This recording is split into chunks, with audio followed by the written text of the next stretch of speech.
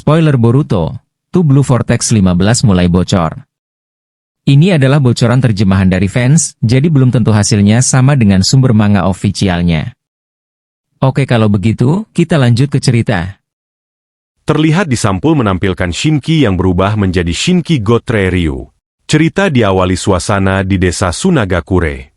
Terlihat Shinki dan lainnya terperangkap kekuatan jutsu pasir dari Gaara. Shinki pun bertanya kepada Kazekage Gaara, "Apa maksudnya semua ini? Kami pun ingin bertarung juga. Tolong lepaskan perangkap pasir ini." Gaara terlihat kalau ia sedang terluka parah akibat pertarungan. Ia berkata, "Aku tidak bisa melakukannya dengan keadaanku saat ini. Aku akan membawa kalian sampai ke pintu masuk. Setelah itu cepatlah kalian melarikan diri. Ini adalah perintah dari Kazekage. Apakah kalian mengerti?" Shinki pun berteriak memanggil Gaara, si ayah angkatnya.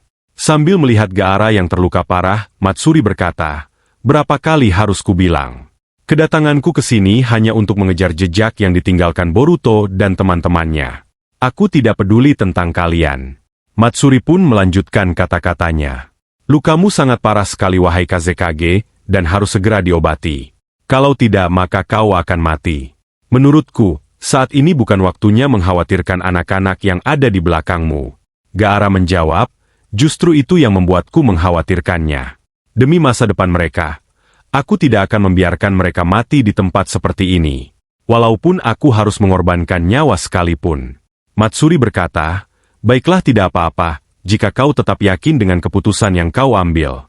Aku akan membiarkan anak-anak itu melarikan diri." Yodo berteriak memanggil Tuan Kazekage. Gaara berkata, "Kuserahkan masa depan Sunagakure pada kalian." Terlihat jika Gaara sudah dikepung oleh pasukan monster.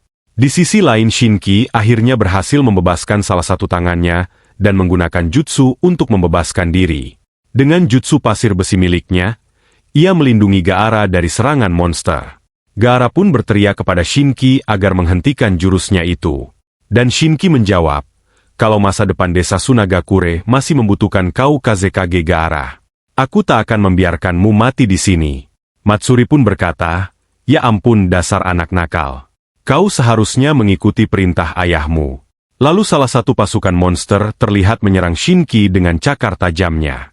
Yodo berteriak memanggil Shinki dan berniat untuk membantunya. Tapi dicegah oleh Araya. Shinki pun terperangkap di pelukan monster dan perlahan berubah menjadi pohon. Shinki berkata ke teman-temannya, "Kalian harus pergi. Jangan khawatirkan aku. Ceritakan pada Paman Kankuro apa yang terjadi di sini." Yodo pun berteriak dengan putus asa saat melihat Shinki tertelan oleh pohon Shinju. Gaara pun masih tetap berada di dalam pelindung pasir hitam milik Shinki. Matsuri pun menyadari kalau ia tidak bisa menyerang Gaara untuk saat ini. Ia berkata, bahkan setelah menjadi pohon, jutsu segelnya masih aktif. "Jadi jutsu itu tetap bekerja selama kau masih hidup ya? Kau mengorbankan nyawamu demi melindungi mastermu bukan? Bocah ini boleh juga. Jika dia bergabung dengan kami, semuanya akan jadi semakin menarik." Cerita bergeser ke desa Konoha. Terlihat Kankuro dari desa Sunagakure berbicara melalui telepon dengan Shikamaru, Hokage pengganti. Kankuro berkata, "Menurut penyelidikan pasukan intel kami, Shinki masih hidup di pohon itu. Berkat jutsu segel yang dia gunakan, Gaara masih selamat dan tetap hidup walaupun terluka parah. Tapi usaha penyelamatan kami sia-sia saja. Mengingat orang yang bisa membuka segel itu hanyalah Shinki." Terlihat Sarada dan Sumire mendengarkan percakapan itu. Kankuro pun melanjutkan kata-katanya. "Jika kami ingin menyelamatkan Gaara, berarti kami harus mengembalikan Shinki seperti sedia kala. Kumohon, beritahu kami apa yang kalian ketahui." Shikamaru berkata, "Kankuro, laporan diterima. Ada satu hal yang ingin ku konfirmasi dulu. Setelah insiden itu, apa kau melihat sesuatu yang memiliki cakra yang sama dengan Shinki?" Nampak Sumire terlihat cemas. Kankuro menjawab, "Tidak. Sejauh ini belum ada laporan terkait hal itu." Shikamaru berkata, "Kalau begitu baiklah. Untuk sementara, cari terus kemungkinan karena hal itu bisa terjadi. Tim kami sedang menyelidiki gejala orang-orang yang telah menjadi pohon. Aku sedang mengumpulkan berbagai informasi dan memformulasikan langkah selanjutnya. Aku akan terus mengabarimu jika ada informasi baru yang kami terima." Kankuro pun menyetujuinya dan berkata, aku bergantung padamu. Oh iya Shikamaru. Jangan beritahu hal ini pada Temari. Kau tidak ingin dia merasa khawatir bukan? Aku mengerti, jawab Shikamaru. Hokage menutup telepon. Dan Sarada yang khawatir bertanya, jangan-jangan monster-monster itu masih lebih banyak lagi. Shikamaru berkata, aku belum bisa memastikannya. Tapi kita harus berpikir kalau kemungkinan itu ada. Dengarkan aku, kalian berdua. Jika kalian mendengar apapun dari Boruto, segera beritahu aku. Info apa saja tidak masalah. Saat ini kita membutuhkan informasi terbaru. Cerita bergeser ke markas pohon Shinju di mana Ryu muncul dan bertanya tentang nama Ryu. Ia bertanya-tanya apakah itu benar namanya. Jura menjawab, itu benar. Aku yang memberimu nama itu. Sebuah nama dibutuhkan untuk membentuk identitasmu.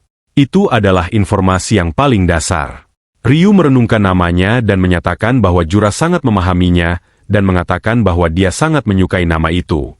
Matsuri penasaran siapa orang ini. Ryu kemudian menyadari sesuatu dan meminta yang lain untuk menunggu sejenak. Tiba-tiba pasir besi mulai muncul dari punggungnya. Pasir besi bergerak menuju sebuah kubus hitam di mana terlihat sebuah mata yang muncul. Pasir tersebut menarik makhluk itu hingga keluar. Ternyata itu adalah kode yang tengah mengawasi mereka. Kode tercekik oleh pasir hitam milik Ryu dan dengan kesal meminta dilepaskan. Ryu berkata, apa-apaan orang ini? Dia berani juga diam-diam menguping pembicaraan kita. Jura yang melihat itu berkata, tidak usah pedulikan, biarkan dia pergi. Dia adalah kode. Kita semua berhutang budi padanya. Ryu pun melepaskan cekikan pasir hitamnya, menuruti perintah Jura. Jura kemudian bertanya apa yang kau lakukan di sini kode, dan apakah kau memiliki urusan dengan kami? Kode menjawab, urusan? Kau serius bertanya begitu? Apa yang kalian pikirkan? Bukankah kalian ingin melahap Otsutsuki? Jura berkata, rencana awal kami memang begitu, tapi kami punya hal lain yang harus diprioritaskan sekarang. Masalah Otsutsuki bisa kami urus lagi nanti. Jura melanjutkan kata-katanya, kau punya dendam terhadap Boruto bukan? Dia adalah target yang harus kita singkirkan. Jika kau ingin membunuhnya, silakan saja. Kawaki saja sudah cukup untuk dijadikan makanan. Kode berkata, apa yang membuatmu begitu sombong untuk memerintahku? Akulah yang memutuskan siapa yang mau kubunuh. Monster seperti kalian seharusnya memburu seorang Otsutsuki saja. Selain itu, dengarkan aku baik-baik. Akulah yang akan memakan buah cakra demi mewarisi keinginan Ishiki dan menjadi Otsutsuki baru. Jura berkata, buah cakra ya, energi tingkat tinggi yang dipadatkan informasi genetik dari semua kehidupan di seluruh planet yang dijadikan satu. Benar juga aku penasaran apa yang akan terjadi jika kami memakannya ya? Kode berkata, kau berarti menantangku. Kalian berniat untuk mengkhianati kami. Sepertinya kalian tidak akan mengerti sebelum aku menghajar kalian ya. Terlihat adegan tangan kode masuk ke dalam tanda cakar dan muncul melalui dada Jura. Ia mencoba menyerang wajah Jura dengan tangannya yang bercakar. Tapi kode dibuat kaget ketika Jura memotong tangannya dengan tebasan dari mata Rinnegan. Kode tertegun saat melihat lengannya jatuh dan berteriak putus asa. Jura di sisi lain mengungkapkan rasa terima kasihnya kepada kode dengan mengatakan, aku memang berhutang budi padamu kode. Kau memberi kami kemampuan untuk berpikir secara bebas. Berkat dirimu, aku bisa menikmati kehidupanku setiap hari dengan menyenangkan. Kode pun masih menahan rasa sakitnya. Jura kemudian berkata, menurutku kehidupanmu kurang bahagia. Jadi, sebagai bentuk penghormatanku padamu, aku akan memberimu sebuah tugas. Otsutsuki Boruto, beserta temannya yang belum diketahui. Cari dan bunuh mereka. Sebagai gantinya, aku berjanji memberimu buah cakra. Bagaimana menurutmu? Dengan begini, kehidupanmu yang membosankan itu akan mulai terasa berwarna bukan? Kode mengumpat, dasar sialan. Beraninya kalian membuatku seperti orang bodoh. Mamushi pun tertawa dan berkata, aku heran mengapa saat aku melihat kondisimu yang memprihatinkan itu, rasanya menyenangkan. Kode berkata, kau tidak perlu menyuruhku. Aku pasti akan membunuh mereka, Boruto dan teman kecilnya itu. Aku sepakat dengan perjanjian ini. Jangan lupa buah cakra, aku akan membuat kalian membawakannya padaku. Jura kemudian mengatakan bahwa dia akan mendukungnya dan meminta Kode melakukan yang terbaik untuk menemukan kemana takdirnya akan membawanya. Kode pun mulai hilang masuk ke dalam tanda cakarnya. Kode berkata, "Terus saja menertawakanku selagi kalian bisa. Tapi ingat, akulah yang akan tertawa di akhir nanti." Ryu mengatakan bahwa Kode bukanlah orang yang mudah untuk dihadapi, dan bertanya apakah dia dapat menghadapinya lagi jika mereka bertemu. Jura menjawab bahwa itu juga merupakan pilihan, tetapi Ryu harus fokus pada hal lain untuk saat ini. Dia menyarankan agar Ryu mendengarkan naluri di dalam dirinya, sehingga dia dapat melihat wajah target yang harus dia hadapi. Ryu berkata, "Aku sudah memutuskannya." Dia memang menyegelnya menggunakan segel khusus, tapi aku bisa menghilangkan segel itu. Jura pun berkata, "Silakan, beritahu aku siapa targetmu." Ternyata target dari Ryu adalah sang Kazekage kelima Gaara dari Sunagakure. Cerita bergeser ke Konoha. Di sekitar patung para Hokage, terlihat Boruto duduk di sana, dan ada seseorang telah datang yang ternyata adalah Kawaki. Boruto bertanya pada Kawaki apakah dia sendirian. Kawaki menjawab, "Ya, aku sendirian, dan Eida sedang mengawasi kita." Boruto mempertanyakan apa yang terjadi, dan mengapa Kawaki tidak menyerangnya saat ini. Kawaki balik bertanya, "Apa maksudmu Boruto? Dan mengapa kau tidak mengatakan yang sebenarnya pada penduduk desa Konoha?" Boruto berkata, "Itu tidak akan menghasilkan sesuatu yang baik. Tak peduli seperti apa kenyataannya, orang-orang yang percaya ataupun tidak percaya, pembagian pihak itu hanya akan menimbulkan kebingungan. Aku ingin kau menghindari hal itu." Kawaki pun masih terdiam dan mendengarkan Boruto melanjutkan kata-katanya. Setidaknya saat ini, Konoha beroperasi secara normal. Memang ini yang seharusnya terjadi. Mereka merespons secara normal pada ninja pelarian yang melakukan pengkhianatan. Selain itu, aku berhasil memiliki kekuatan untuk menghadapi semua itu. Semuanya berkat guruku. Kawaki berkata, "Apa yang terjadi dengan si bajingan Momoshiki? Kau belum menyelesaikan urusan kalian bukan? Dari apa yang kulihat, kau masih belum bisa mengendalikan karmamu." Boruto berkata, 2 tahun lalu, saat guru bertarung melawan Kode, aku menggunakan karma untuk pertama kalinya sejak meninggalkan desa. Saat itulah aku merasakannya. Perasaan diambil alih oleh Momoshiki, sesuatu yang sedekat itu. Aku berhenti menjadi diriku sendiri, rasanya seperti sekarat walau sebenarnya aku masih sadar. Sejak saat itu, aku belum pernah menggunakan karma lagi. Kawaki berkata, "Apa maksudmu? Mengapa kau jadi seperti itu?" Boruto berkata, "Entahlah 3 tahun terakhir ini, tak ada pergerakan apapun darinya. Kemungkinan aktivasi karma adalah pemicu untuk membuatnya keluar."